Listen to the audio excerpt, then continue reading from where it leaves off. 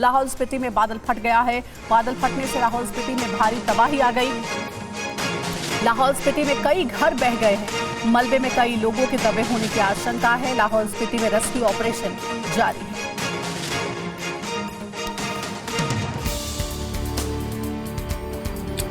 लाहौल स्पीति की पेन घाटी में बादल फटने के बाद पानी मुसीबत बनकर नीचे आया। ये बादल फटने के बाद की तस्वीर है। चारों तरफ सिर्फ पानी और पत्थर दिख रहे हैं। बादल फटने के बाद आई बाढ़ की चपेट में कई घर आ गए। मलबे में कई गाड़ियां दब गई। एक महिला भी मलबे में दबी दिखी। रेस्क्यू टीम ने महिला को मलबे से बाहर निकाला। सूचना के बाद एनडीआरएफ की टीम मौके पर पहुंची। रेस्क्यू ऑपरेशन शुरू किया। पूरी रात एनडीआरएफ की टीम ने मलबे और पत्थर को हटाया। स्पीति में अभी भी रेस्क्यू ऑपरेशन जारी है। हिमाचल प्रदेश में भारी बारिश का अलर्ट जारी किया गया है। 6 अगस्त तक प्रदेश में भारी बारिश का अलर्ट। आईएमडी ने जारी किया है बारिश का येलो अलर्ट। तूफान और बिजली गिरने की भी आशंका जताई गई है।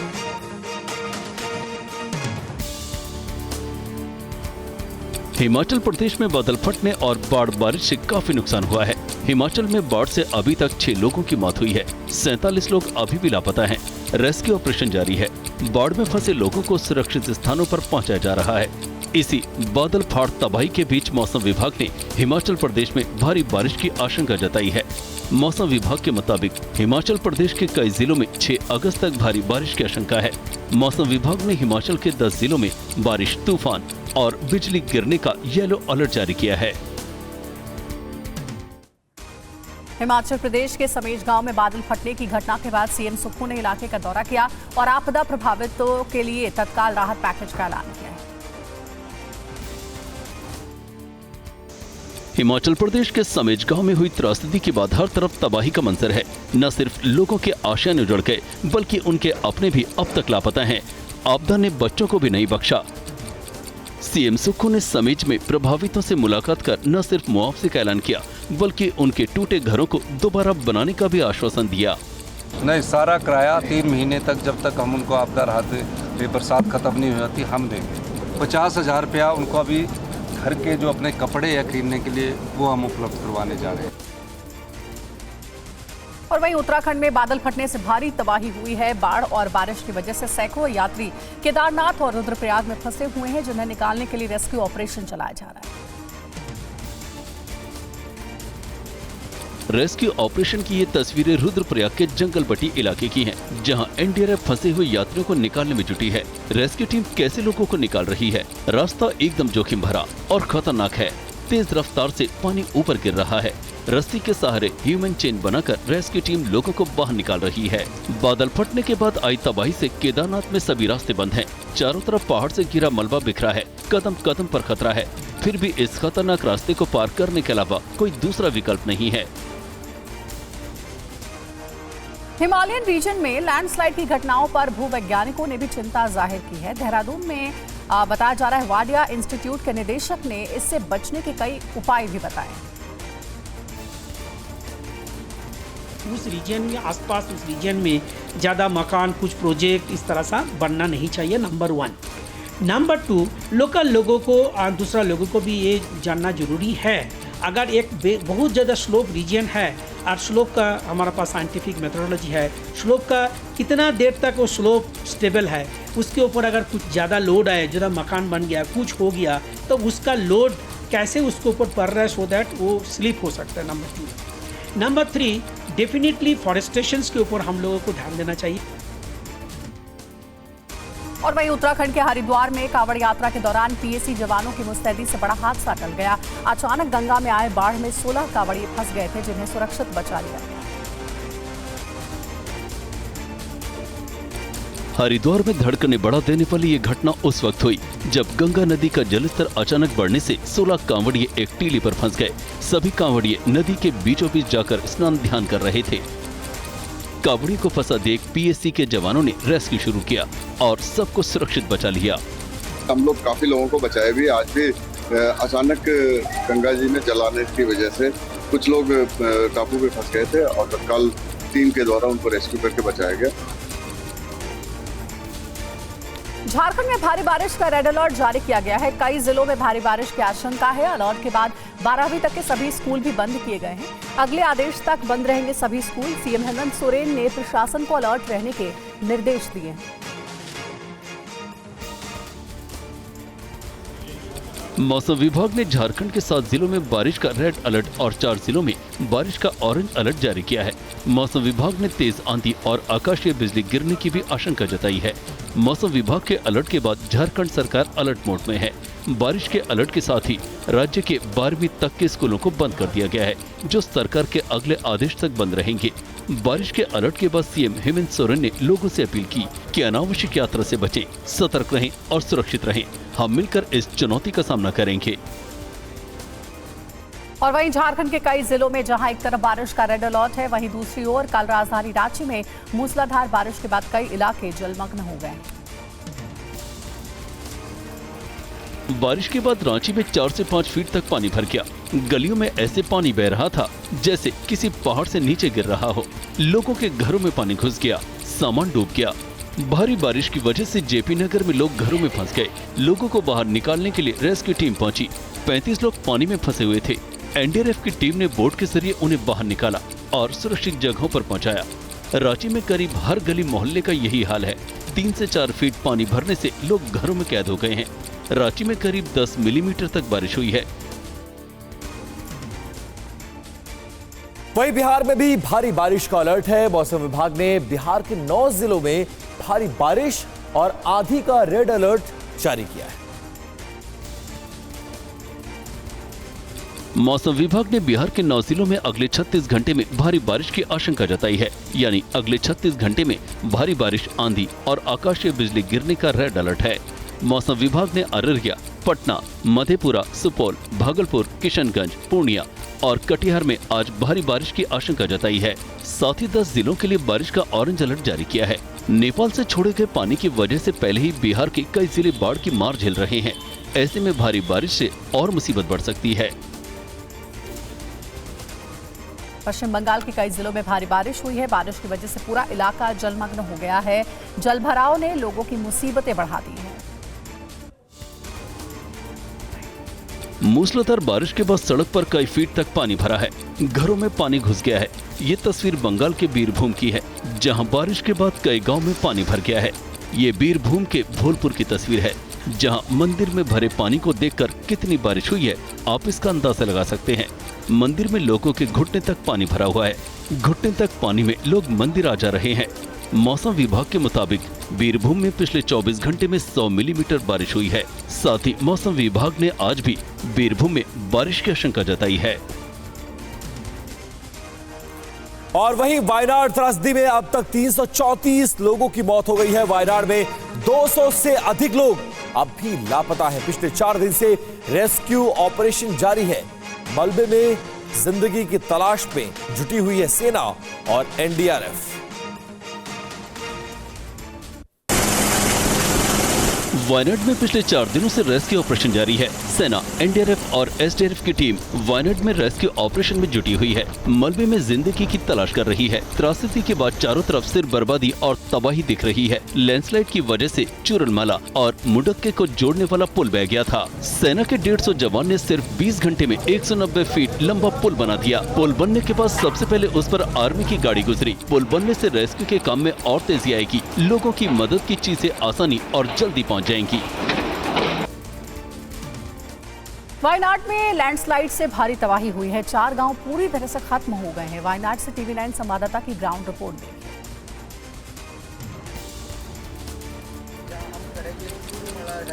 ये वो तीसरी जगह है जहां बहुत बुरी तरीके से डेवास्टेशन हुआ था लैंडस्लाइड के कारण। ये 3 स्तंभ जो आप देख सकते हैं यहाँ एक गांव का एक छोटा मंदिर हुआ करता था, जिसमें पार्वती जी, शिव जी और गणेश जी की मूर्ति हुआ करती थी। लेकिन उस दिन जो बारिश की वजह से और जो लैंडस्लाइड की वजह से जो पत्थर और मिट्टी जो आया है उसकी वजह से ये पूरा डिस्ट्रॉय हो गया है। बहुत ख़राब डेवास्टेशन हुआ है। और इसके अगर आसपास भी हम आपको दिखाएंगे, ये सब एक टाइम पे घर हुआ करते थे 4 दिन पहले, लेकिन आज ये सब टूट गए हैं। वहीं मध्य प्रदेश के कई जिलों में मूसलाधार बारिश का सिलसिला लगातार जारी है। कई जगहों पर बाढ़ जैसे हालात बन गए हैं। रिपोर्ट दिखाते हैं आपको। तस्वीरें मध्य प्रदेश के रायसेन जिले की हैं, जहां तेज बारिश के बाद नदी नाले उफान पर हैं। सड़कों के ऊपर से पानी बह रहा है। पानी की रफ्तार इतनी ज्यादा है कि लोग उसे पार नहीं कर पा रहे हैं।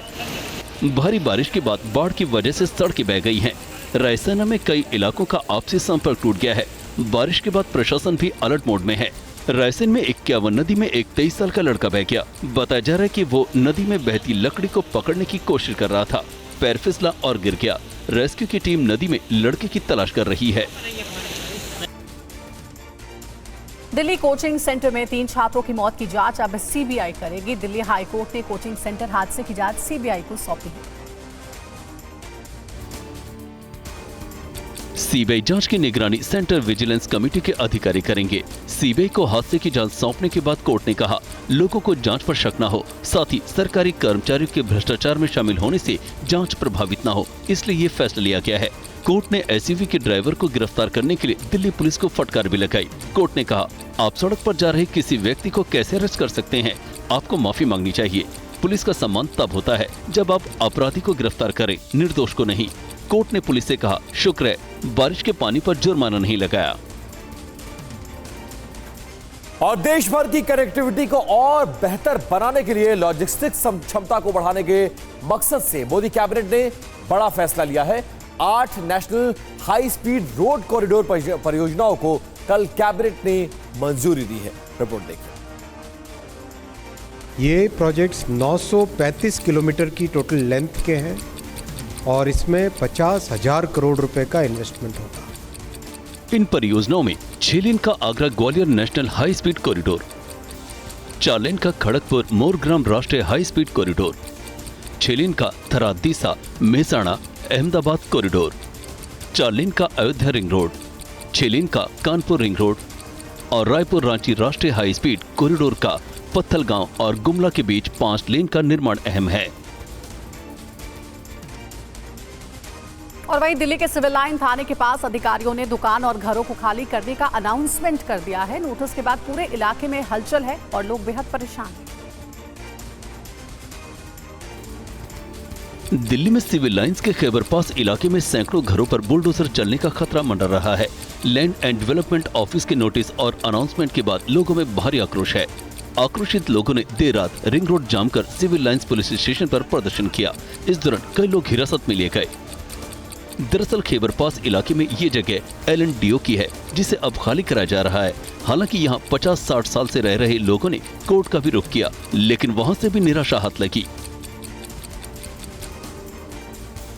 और वहीं दिल्ली में रोहिणी के आशा किरण होम में 14 रहस्यमयी मौतों के बाद उपराज्यपाल ने जांच के आदेश दिए हैं। पिछले 20 महीने में ये मौतें हुई हैं, जो कि बहुत चौंकाने वाली है। दिल्ली के LGV सक्सेना ने आशा किरण आश्रय गृह में मरने वालों के परिजनों को उचित मुआवजा दिए जाने का निर्देश दिया है। LG ने आश्रय गृह के प्रशासक के खिलाफ तत्काल कार्रवाई करने को भी कहा है। अभी जो हमारा जो प्रोसीजर होता है, जिसमें कि जो मजिस्ट्रियल इंक्वेस्ट का प्रोसीजर होता है, जो पुलिस के द्वारा ऑलरेडी कंडक्ट जो जितने भी केसेस हैं उसमें हो चुका है। दरअसल आशा आश्रय गृह को लेकर सामने आई एक रिपोर्ट में सिर्फ जुलाई में 20 दिनों के भीतर 13 रहस्यमय मौतों की जानकारी दी गई। ये आश्रय गृह मानसिक रूप से कमजोर बच्चों की देखभाल करती है। और वहीं दिल्ली में रोहिणी के आशा किरण होम में 14 रहस्यमयी मौत के बाद भी सियासत गर्म है।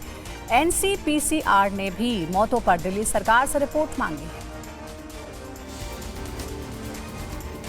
रोहिणी के आशा किरण होम में मौतों को लेकर बीजेपी ने दिल्ली सरकार को घेरा है और कानूनी कार्रवाई करने की मांग की है। अंदर जब मैं गई, एक छोटे कमरे में 46 महिलाओं को रखा हुआ है, बिस्तर एक भी नहीं है और उनको नीचे बिना किसी गद्दे के सुलाया जाता है। हालांकि दिल्ली की मंत्री आतिशी ने कहा है कि दोषियों पर सख्त से सख्त कार्रवाई होगी। जैसे ही ये खबर आई, तुरंत एक मैजिस्ट्रियल इंक्वायरी इंस्टीट्यूट कर दी गई है। और उत्तर प्रदेश में नजूल संपत्ति विधेयक को लेकर सियासी घमासान मचा हुआ है। विपक्ष के साथ साथ कुछ पार्टी लीडर्स और सहयोगी दलों के रवैये ने सरकार को फिलहाल बैकफुट पर ढकेल दिया है। यूपी विधानसभा से 31 जुलाई को पास हुए नजूल संपत्ति विधेयक से विपक्ष तो नाराज था ही, खुद बीजेपी और उसके सहयोगी दलों के नेताओं ने भी आसमान सिर पे उठा लिया। और वोट भी तो नजूल भूमि पर बैठा हुआ है, तो जब बीजेपी का कोई वोट खराब हो जाएगा तो किसके सारे वोट जीतेंगे भाई। विवादों के बीच सीएम योगी, दोनों डिप्टी सीएम और बीजेपी प्रदेश अध्यक्ष भूपेंद्र चौधरी की मीटिंग में बिल रोकने पर सहमति बनी। और गहनता से विचार विमर्श हो, बातचीत हो, तभी इस पर आगे बढ़ा जाए। फिलहाल नजूल संपत्ति विधेयक को सिलेक्ट कमेटी के पास भेज दिया गया है। और कुछ दिन पहले राज्यसभा में कार्यवाही के दौरान उपसभापति ने जया बच्चन के नाम के साथ अमिताभ बच्चन को जोड़ा तो वो भड़क गई। लेकिन कल राज्यसभा में कार्यवाही के दौरान जया बच्चन ने खुद ही अपना नाम जया अमिताभ बच्चन कहा, फिर सदन में ठहाके लगने लगे। सर, मैं जया अमिताभ बच्चन आपसे पूछ रही हूँ,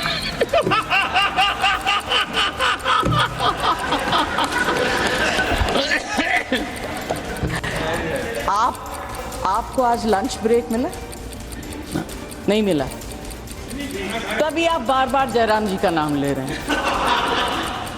आप उनके नाम बगैर लिए आपका खाना हजम ही नहीं होगा। अभी एक चीज बताऊं, लाइट नोट में बताऊं, मैंने लंच रिसेस में लंच नहीं लिया, पर उसके बाद मैंने लंच जयराम जी के साथ लिया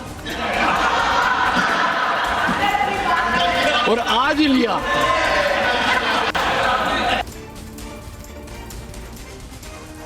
अब आपको उपसभापति को उनका पुराना बयान सुनाते हैं, जिसके बाद जया बच्चन भड़क गई थी।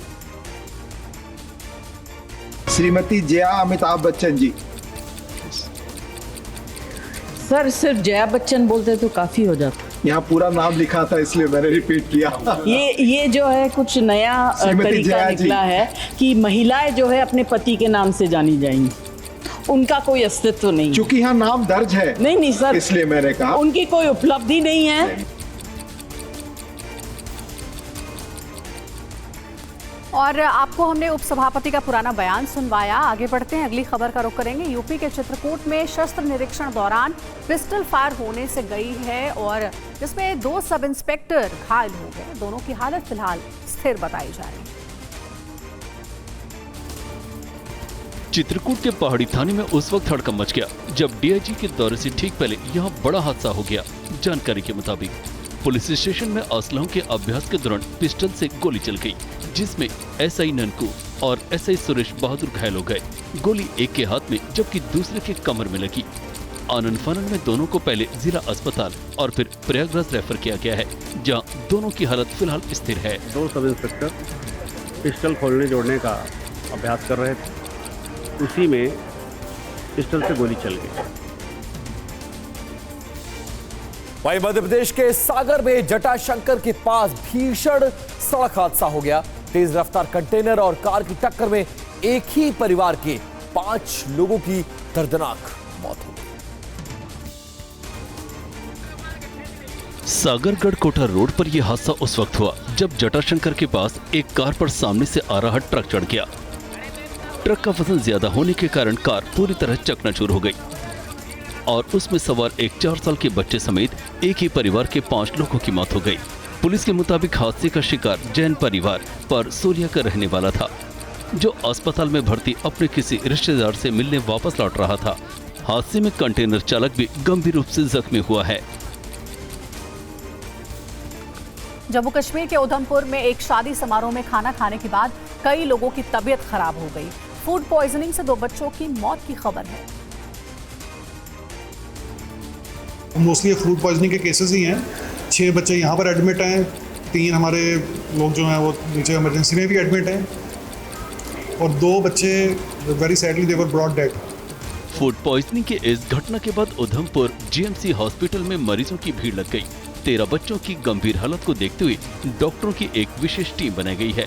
प्रशासन ने जांच के बाद सत्यलता गांव में 31 जुलाई को शादी में खाना बनाने वाले कैटर पर भी एक्शन का भरोसा दिया है।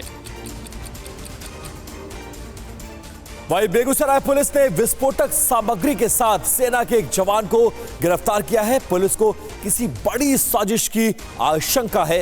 रिपोर्ट दिखाते हैं आपको।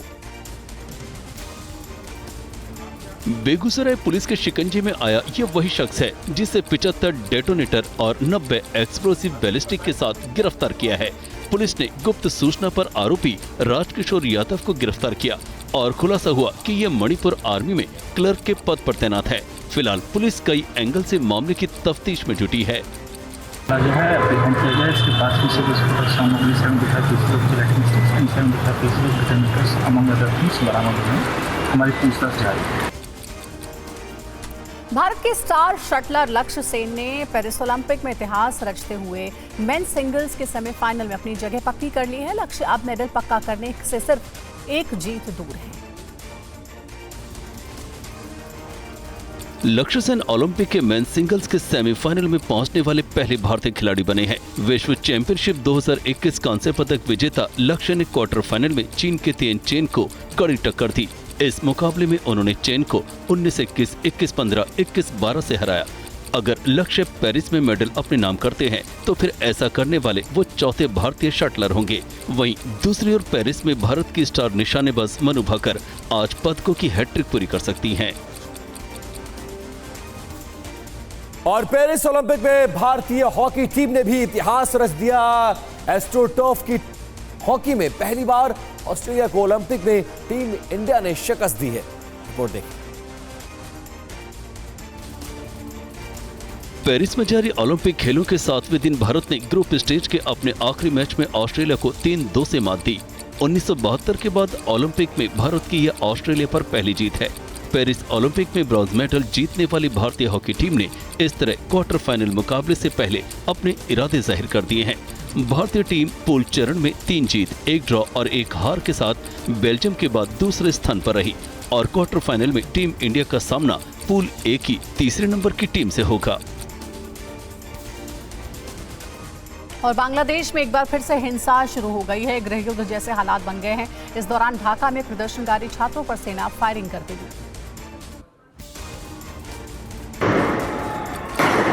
बांग्लादेश में आरक्षण के विरोध में एक बार फिर से जनता सड़कों पर है।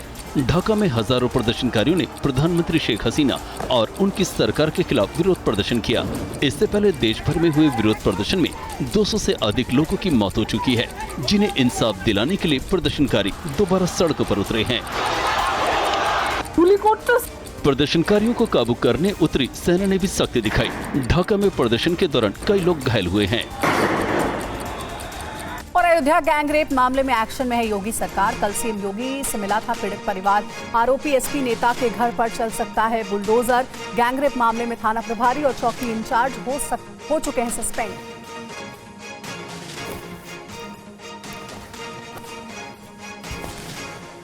और ज्यादा जानकारी के साथ हमारे सहयोगी आशुतोष पाठक हमारे साथ जुड़ गए हैं, उनसे बात करते हैं। आशुतोष, इस पूरे मामले में अभी तक कार्रवाई हुई है? थाना प्रभारी और चौकी इंचार्ज को सस्पेंड किया गया है। पीड़ित परिवार ने मुख्यमंत्री से भी मुलाकात की। क्या आश्वासन दिया गया, आगे क्या कार्रवाई होगी? जी बिल्कुल, देखिए पीड़ित परिवार से जो है मुख्यमंत्री की हुई है और मुख्यमंत्री ने इस मामले में जो है सख्त कार्रवाई का निर्देश दिया है, आश्वासन दिया है परिवार को। और इस मामले में एक नया मोड़ कल रात में आया है। जो वहाँ के चेयरमैन हैं और जो समाजवादी पार्टी से आते हैं, उनके खिलाफ रात में मुकदमा दर्ज हुआ है। रात 11 बजे पीड़ित परिवार को महिला अस्पताल में धमकी देने का, मुकदमा वापस लेने का मामला प्रकरण सामने आया है, जिसमें पुलिस ने शिकायतकर्ता के पत्र के बाद जो है मुकदमा पंजीकृत किया है इस पूरे मामले में।